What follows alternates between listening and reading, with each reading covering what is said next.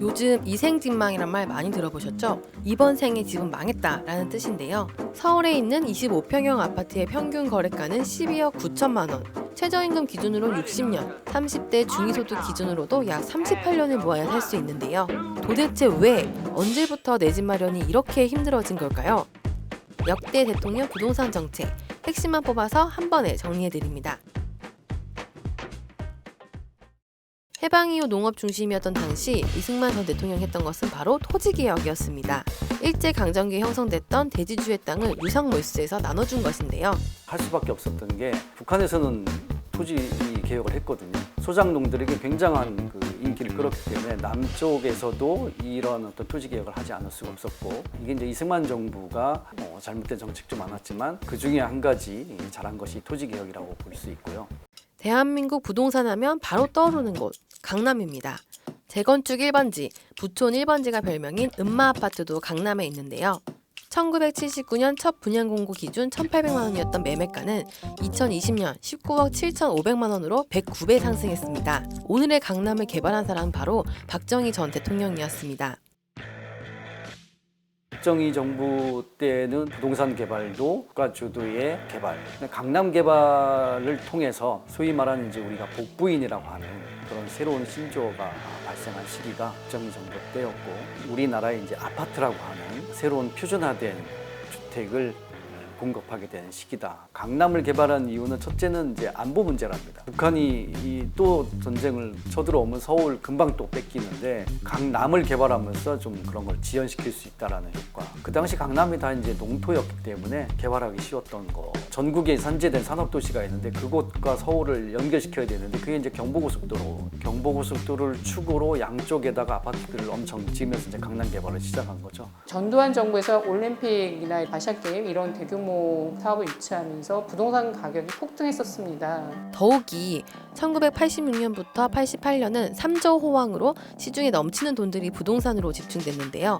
수요는 많은데 공급은 적으니 아파트 값은 오를 수밖에 없었습니다. 아파트 값이 폭등한 상황에서 임기를 시작한 노태우 전 대통령. 전세, 월세 사는 사람들의 어떤 위기가 컸습니다. 집주인들이 전세값 올려달라는 얘기에 이사 갈 곳이 없어서 일가족과 함께 자살하는 문제도 발생을 했었고, 노태우 정부는 집값을 안정화시키기 위해서 강력한 투기 근절책을 썼어요. 그게 바로 토지공개념 3법을 추진하셨고,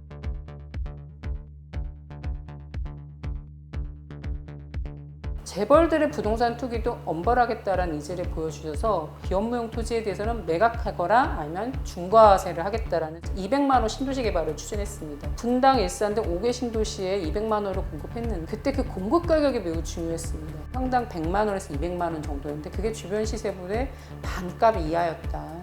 제가 대규모로 공급되면서 기존에 과열됐던 집값도 떨어졌다. 이런 효과가 있었던 걸 확인할 수가 있었습니다. 김영삼 전 대통령 임기 동안에도 집값은 안정적으로 유지됐습니다. 특히 부동산 실명제로 거래의 투명성을 높이고 고위공직자 재산공개 제도를 도입해 공직자의 부동산 투기를 막았는데요. 그런데 1997년 IMF 외환위기가 터지고 맙니다. 대규모 실업으로 가계소득은 감소되고 수요가 주니 아파트값이 빠르게 떨어졌습니다. 김대중 정부에서는 대대적인 부동산 규제 완화 정책을 추진하셨습니다. 분양가는 정부가 감시하지 않겠다. 분양가 자율 책정을 할 수 있도록 해주겠다라는 분양가 자율화 정책을 대대적으로 추진을 했습니다.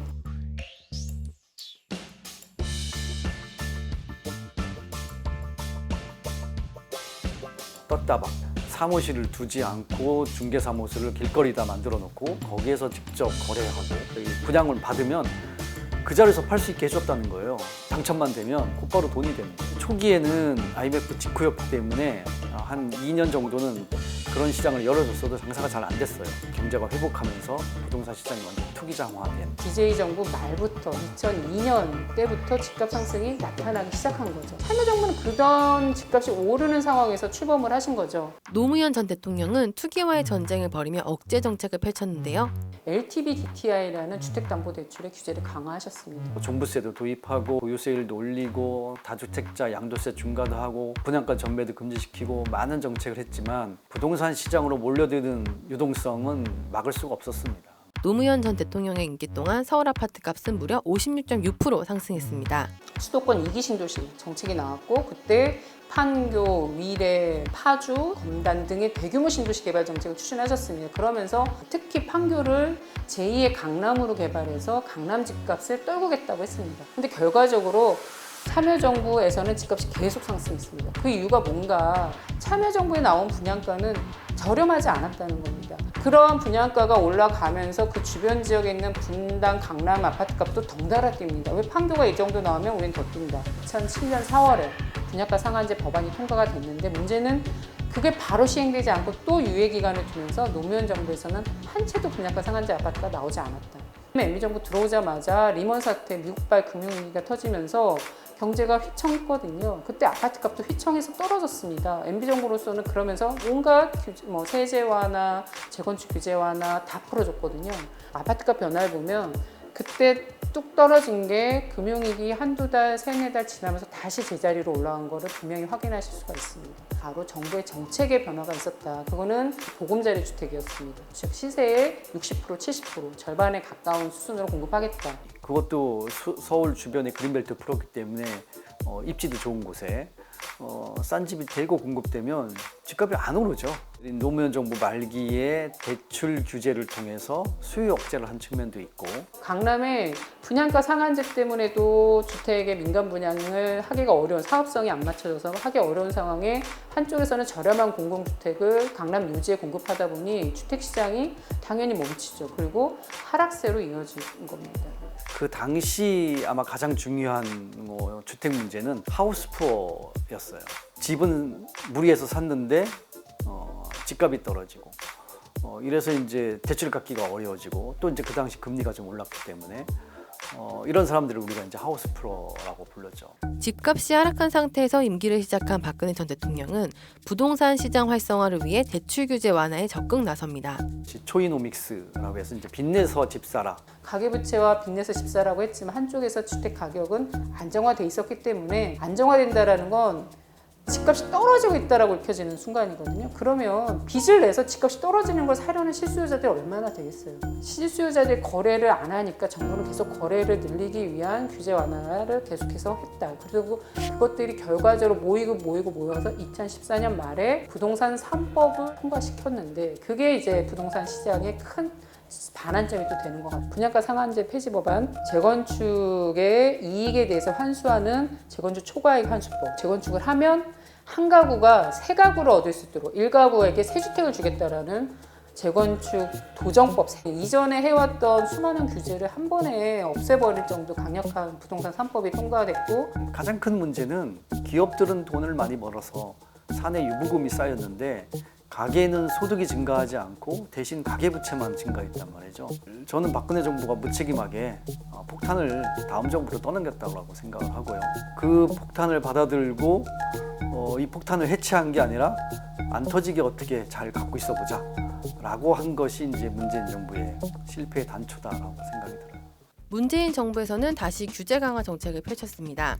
대출 규제 강화, 투기가해지구 지정, 양도소득세 인상 등 억제 정책을 펼쳤는데요. 최근 임대차 3법과 수도권 13만 2천 가구 공급까지 23번째 부동산 대책을 내놨는데요. 하지만 그럼에도 불구하고 임기 동안 아파트값은 역대 대통령 중 가장 가파르게 상승했습니다. 임대주택 등록이라는 걸 통해서 다주택자들이 갖고 있는 물건에 임대해주면 보유세, 종부세, 양도세, 건보료 이런 것까지 혜택을 주면서 다주택자를 또 양산하는 정책을 썼다. 다주택자가 갖고 있는 전세를 보호해주면서 다주택자를 양산하는 정책을 썼다. 이 부분이 이제 가장 큰 문제라고 생각하고요.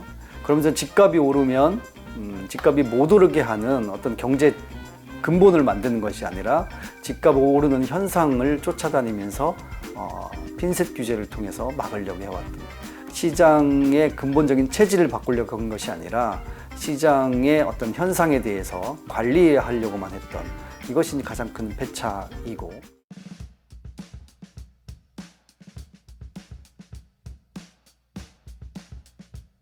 집값 안정이란 말씀 공공연하게 하시면은 적어도 말씀과 정책이 일관돼야 된다. 그러려면 공급, 세제, 금융대에서 철저하게 주택 가격을 낮추고 거품을 없애는 방법으로 정책 설계를 해야 된다. 그러기 위해서 공급은 일단 민간에서의 바가지 분양을 근절할 수 있는 분양가 상한제가 도입이 돼야 된다.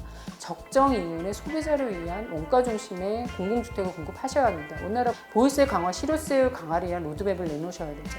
토지나 빌딩에 대해서도 동일한 세율 체계를 가져가야 된다. 그게 보유세, 실효세 인상 효과로 이어질 것이다. 또한 이제 금융정책입니다. 대출에 대해서 이 정부가 LTV, DTI를 강화하고 있지만 한쪽으로 문제가 되고 있는 건 갭투기입니다.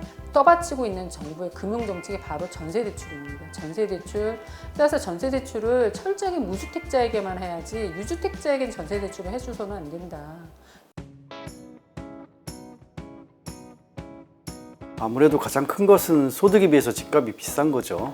50대, 60대 세대들이 자랄 때는 또 저희들이 돈을 벌어서 몇 년 모으면 뭐 전세 또 좀 더 모으고 뭐 대출 좀 받으면 집을 살 수 있는 소득과 집값이 적정한 어떤 격차였다.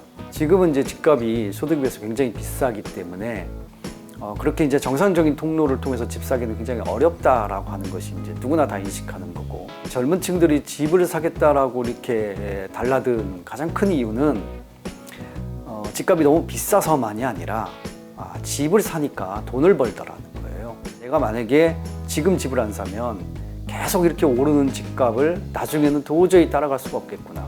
또 한 가지는 집을 사니까 월급보다 훨씬 나은 소득이 생기더라. 집값이 이렇게 계속 오르면 집을 샀다 팔았다 하면서 돈을 벌 수 있다. 우리 이 젊은 층들의 집을 갖겠다는 욕망은 이 사회가 수십 년 동안 키워온 것이라고 생각을 해요. 고전적으로 들릴지 모르지만 집은 바잉 하는 것이 아니라 리빙 하는 것이다. 그러니까 사는 것이 아니고 사는 곳이다. 그래서 자기 삶을 주도적으로 살려면 집을 지배할 수 있는 그런 삶이어야 되고, 결국에는 집을 통해서 돈을 벌겠다는 생각도 과감하게 버려야 된다라고 생각하는데, 단순히 이런 것이 생각에 그치는 것이 아니라 우리 사회가 그런 생각이 당연한 그런 사회로 바뀌었으면, 그런 사회가 되었으면 하는 바람입니다.